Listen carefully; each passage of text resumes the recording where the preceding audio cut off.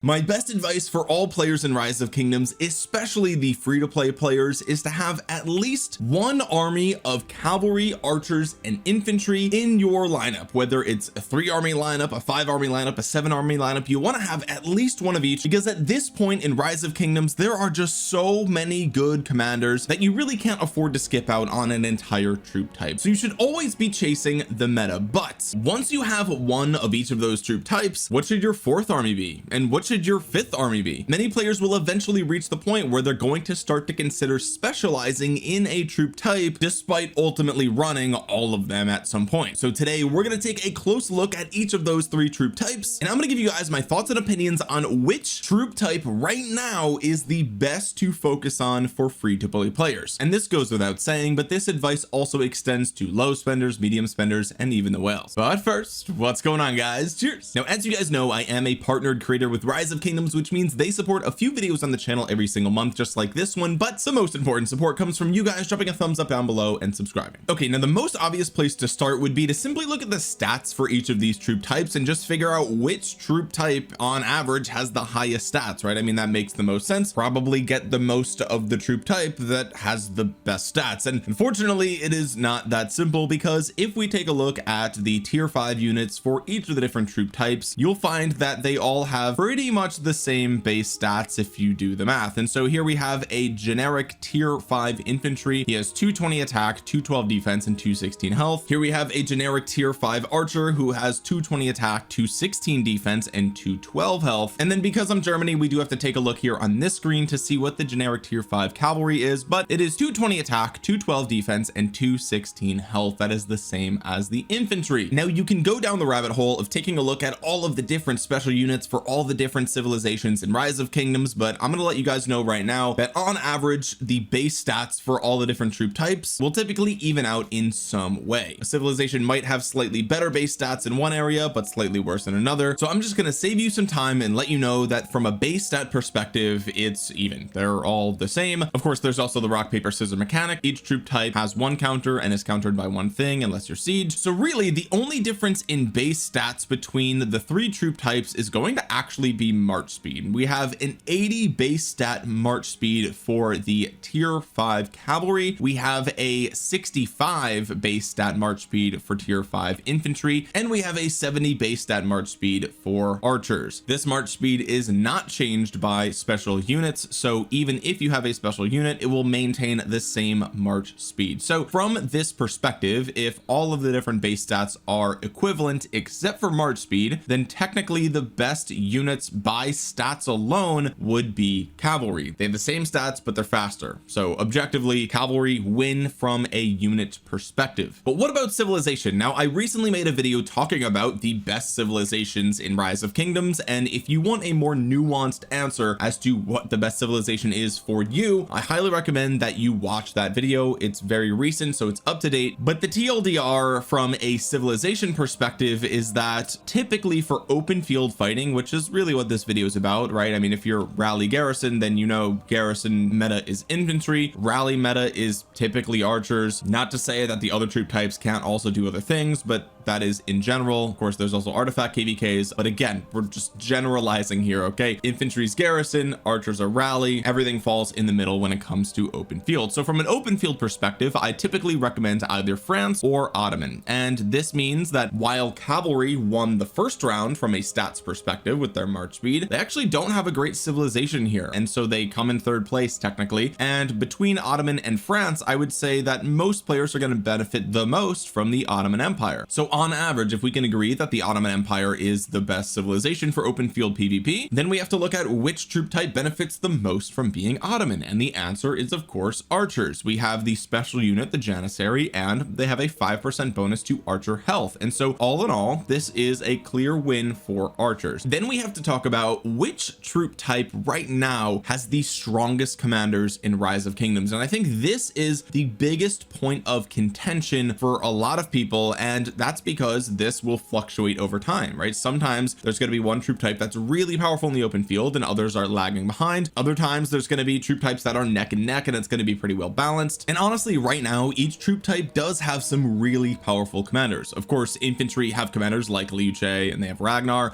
archers have commanders like Zhuge Liang and Herman Prime, and cavs have commanders like Huo and King Arthur. And so all of the troop types have very powerful open field meta commanders, but which one has the best or the most open field meta commanders right now? Well, if we did a quick, super off the cuff, makeshift napkin math tier list, okay, not saying this is the definitive tier list, but I'm just saying, like, if we just quickly threw this together, I would say that, as I mentioned, there's plenty of great commanders from all troop types mixed together. But if we're being honest, not all of these commanders in the S tier are created equal. Really, we would need to create an S plus tier to designate who the best commander or commanders are in Rise of Kingdoms. And right now I would say that there are 4 commanders that are competing for that spot, right? I would say that these 4 commanders, in my opinion, are the best 4 commanders in Rise of Kingdoms right now. And that's because all these commanders hit really, really hard. They have really powerful AoEs. They have a really great stat distribution. There's so much to love about all these commanders in the S plus tier, but even still, not every commander in this tier is created equal. If we look at commanders like Ragnar Prime, for example, his active skill is extremely powerful. It hits very, very hard, and he does have a really interesting vampire effect, stealing the enemy's attack and march speed, and he himself has a tremendous amount of defense. But really, he shines from pure damage, right? If we look at commanders like Zhuge Liang, his active skill has a really powerful debuff that applies in a circle around him, which is really interesting. So while Ragnar Prime does technically have a debuff, its attack, it's not a huge massive game-changing debuff. It's, I think, to 1 target. It's a 20% attack reduction and a march speed reduction. It's good, but amongst debuffs, it doesn't stack up to like Zhuge Liang, for example, right? So we can move Ragnar Prime out of the ranking for literal best commander in the game, I would say. And then you look at commanders like Zhuge Liang, who has a lot going for him. He has a ton of health. He has circular AoE, 5 targets, really powerful debuff. He has extra damage on his 4th skill. Like, there's so much to love here. He's a rage engine as well. Like, he's actually insane, but he's mega slow, literally one of the slowest commanders on the battlefield. He is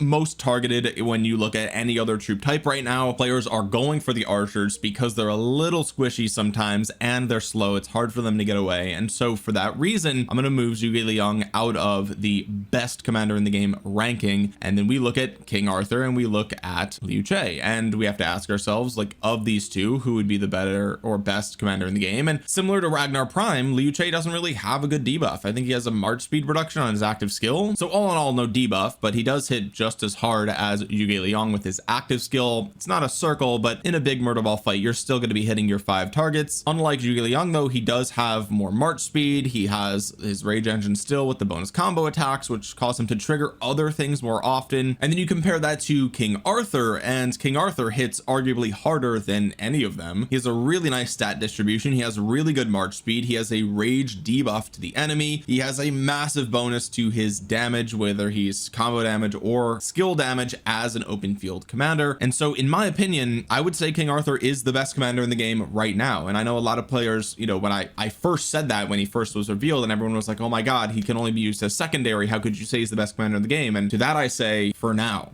And even still, players are still using him as primary with Philip, right? So it's not even true. You can use him as primary for sure. So even right now, that statement's not true, but I would say in the future, I mean, all it takes is one more decent cavalry combo commander, and now he can be used as primary, right? And so I would argue that King Arthur is a slight cut above the competition when it comes to best commander in the game. And to be clear, like, if a King Arthur is like a 100 out of 100, I would say that Liu Che and Zhuge Liang are like 98 out of 100 or 95 out of 100. Like, they're right there, right? And I think depending on the situation, you could make the argument for any 3 of these commanders, but right now I think King Arthur is the best commander in the game. And so with that being said, if we look at all the commanders that are in this tier list here, we can see that if we give the crown for best commander in the game right now to cavalry, let's look at the S tier. How many other cavalry commanders are there, right? I would say Huo is hanging on by a thread in this category. Joan is a little bit old as well, but all in all, I would say like Huo's kind of boring. He just hits really hard, right? So they have like the high end and the low end of this tier list here as well, right? But there are 3 cavalry commanders in the top 2 tiers here.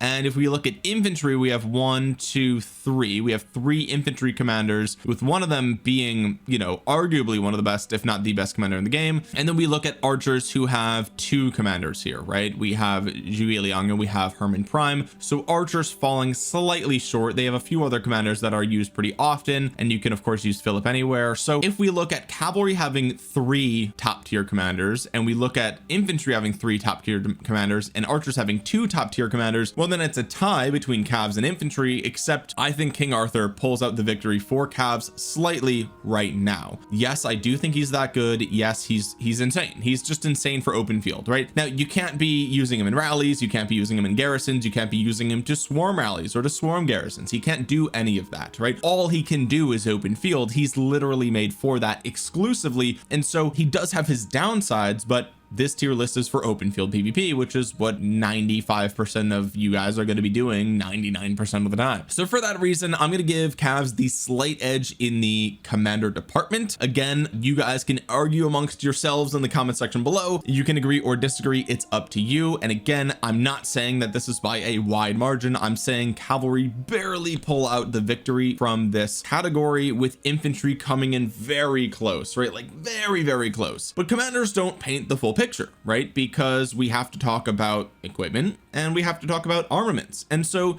just because cavalry win in the commander department and they win in the stats department for march speed, that doesn't necessarily mean that they're the best troop type for most players for open field PvP. So let's look at equipment, right? Because I think equipment is a big component of the ease of use of a commander or a troop type, right? Because you could have great commanders, but if your equipment sucks and your armaments suck, well then you're not going to have a good time, right? You're actually going to perform really bad in the open field. And so what we have to look at is, you know, how easily can you obtain the best in slot pieces of gear, or you know, pieces of gear that are adjacent to or similar to best in slot, and are there alternative builds that you could use that maybe save you some materials? So for example, a lot of times players will use things like the Gatekeeper Shield or maybe the Karak's Humility for the legs as ways to kind of pad out their equipment with pieces that aren't legendary but are still very powerful and thus can still be used in the open field. Right now, again, if you're going to get into late game, like you're playing the game for 4 years, well then maybe you don't want to use any blue or purple pieces anymore, right? But if you're just transitioning in this season of conquest, I would argue that, you know, you have 8 equipment slots here, right? We have 2 accessories and then 6 like gear slots for actual body parts, right? I would argue that of the 8 slots here, you would want at least 4 of them to be legendary before open field fighting, right? That's my opinion. I would say if you're in season of conquest and you really want to be competitive, you want to have at least 4 of these slots be legendary. And I'm going to be completely honest with you guys, 2 of the slots that can stay as epic would be the 2 accessory slots, right? Accessories are some of the most expensive pieces to craft in Rise of Kingdoms, and they typically don't give you any stats. They have a unique bonus, and those bonuses are pretty good, but they are, well, they are what they are. They're accessories to your build. And at the same time, you could see the accessories that I have here on my Gorgo, the Ancient Stratagems and the Silent Trial especially, are quite good for epic accessories. Now, they can't get iconic crystals and thus they can't be iconic upgraded, but again, for accessories, like these are pretty solid. I think a lot of people sleep on the epic accessories when in reality they are very, very solid, especially Silent Trial right now with a talent.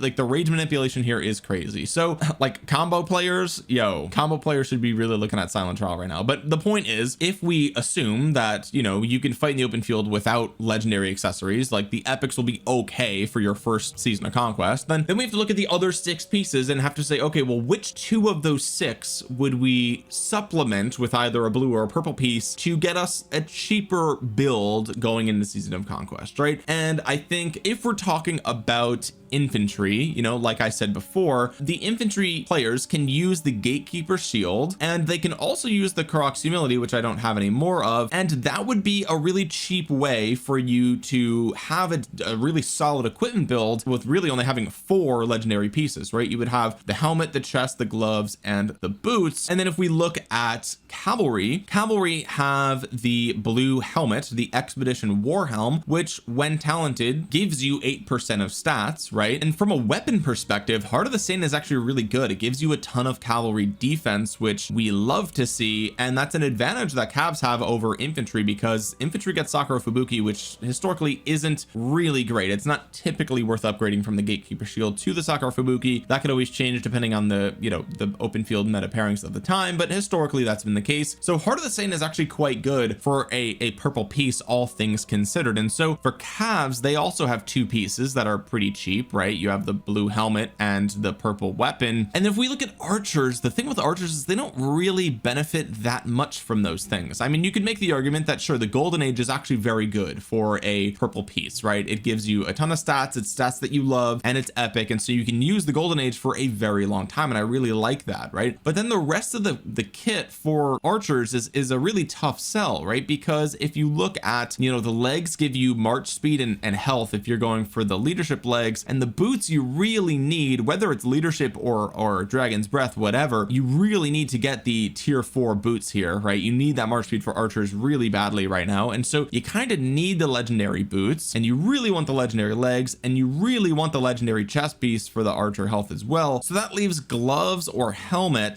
to be purple, right? And the revival helm does give you defense, which is solid. Revival gauntlets give you attack, but either way, both of these pieces, whether you choose the purple gloves or the purple helmet, it's still 40 materials, right? It's still 40 epics. And so if we do the math, which luckily for you I've already done, if we use what I just said as sort of a minimum viable build, then as you can see, all the troop types are going to use the same number of legendary materials, but it's going to vary in the number of purple and blue materials that you need here, right? And so if we convert these into, you know, their legendary equivalents, so for purples you just divide that by 4, and that's basically how many legendary materials that would be. Blue you just divide by 4 and then divide by 4 again. You could see that for infantry you need a total of about 220 legendary materials to make their full set, right? And this is not including the accessories, right? Because we said those are the same for all of them. The cavalry would need about 229, and the archers would need about 235, right?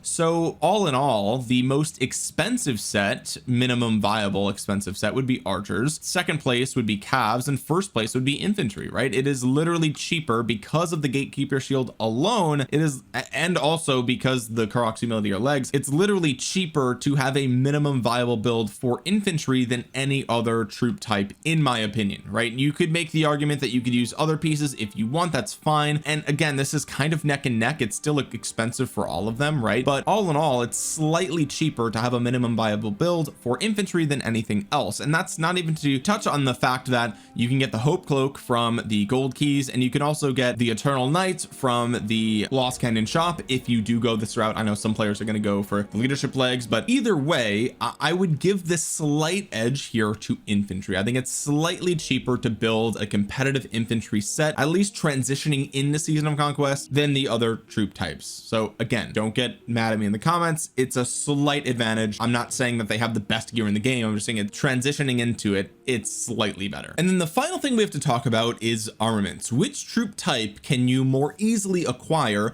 competitive armaments for in the end game, right? And this is the hardest one to break down, because realistically this is RNG, right? I mean, you open an armament and you don't know what you're going to get, and so it really is random. Some players are going to get really lucky with their infantry armaments, some players are going to get really lucky with their archer armaments, right? It's really difficult to say which one is best when it is mostly RNG related, right? But I think we can make we could draw a couple of conclusions here. Okay, first of all, if we look at those meta commanders that we talked about before, we have to look at what types of damage are they dealing, right? Because that's going to determine which formation that you use. And if we look at King Arthur, he can either be used with the Delta formation, obviously for combo. He could also be used with the wedge formation for skill damage, and he could also kind of technically be used with the arch formation. It's not optimal, but it's usable, so that's cool. Then we have Liu Che, who who wants to be used with the arch formation, of course. Then we have Zhuge Liang, and we have Ragnar Prime, and we have Herman Prime, and we have Scipio Prime, and we have Joan of Arc Prime, and we have Huo Prime, all of which want to be the wedge formation, right? And then if we bump down a little bit, we look at commanders like Nevsky, Ashurbanipal, and YSG. Those are all also wedge formation. William Wallace is arch formation, and then these two,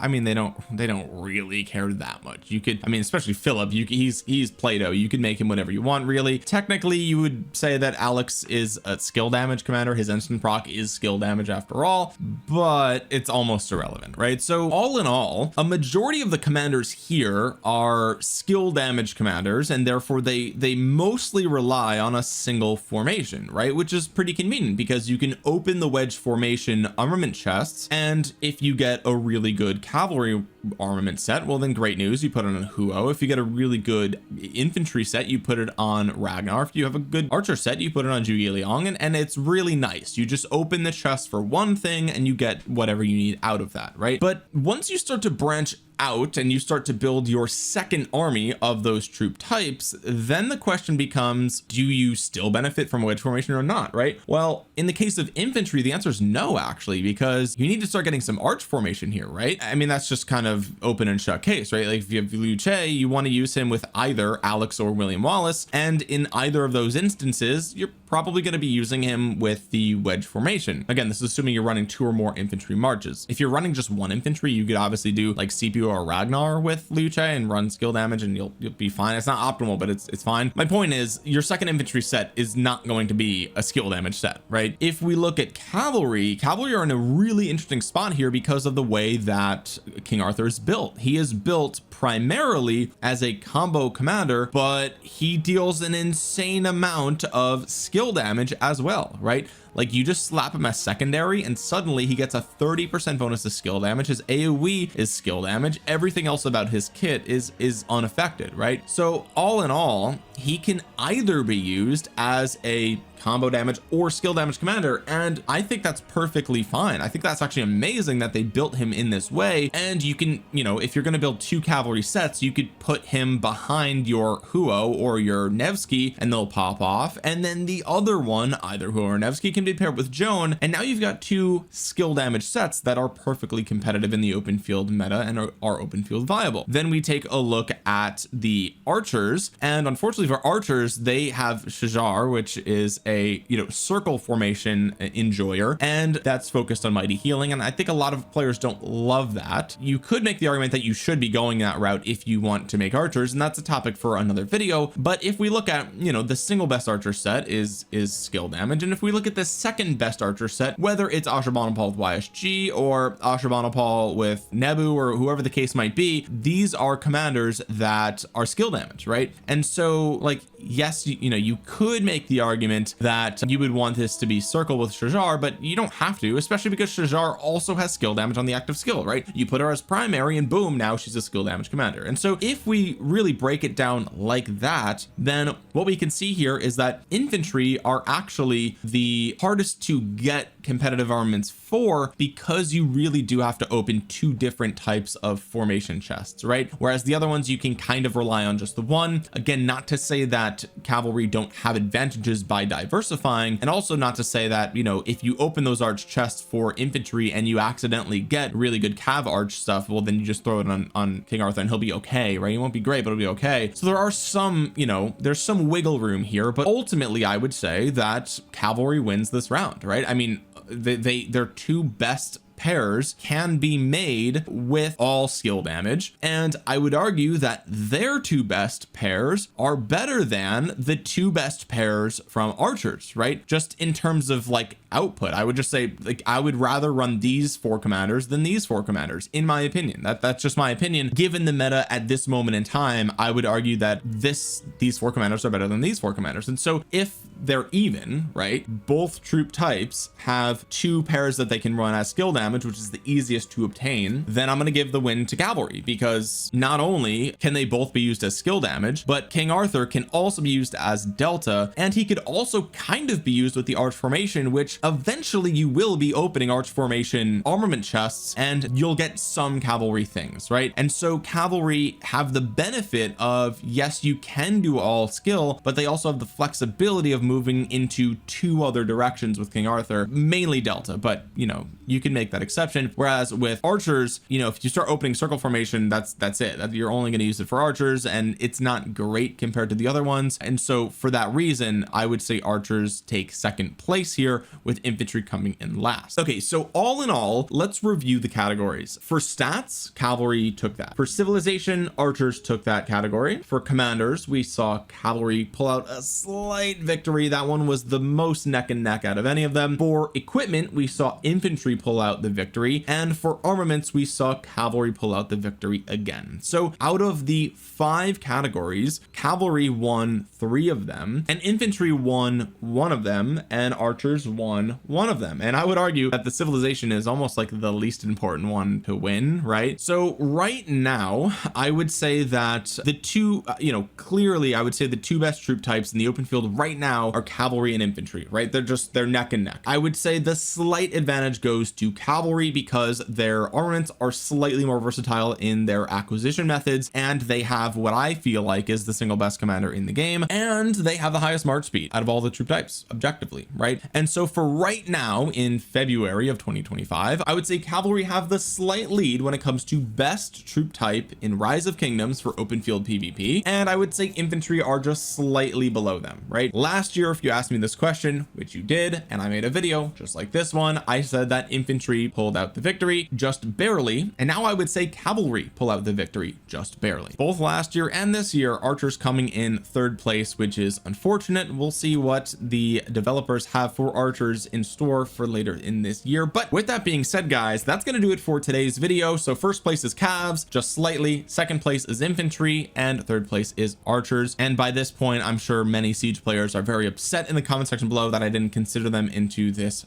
factoring. But anyway, if you made it to the end of this video, drop a thumbs up on it. It really helps out the channel a ton. It helps get this video out into the YouTube algorithm so other Rise of Kingdoms players might see it. While you're down there, consider subscribing to the channel and clicking the bell to be notified the next time I upload a Rise of Kingdoms video, and comment down below your thoughts. What do you personally think is the best troop type for open field PvP right now in 2025? Let me know in the comments. And with that being said, guys, thank you so much for watching. This has been Omniarch. I will talk to you guys again soon. Peace.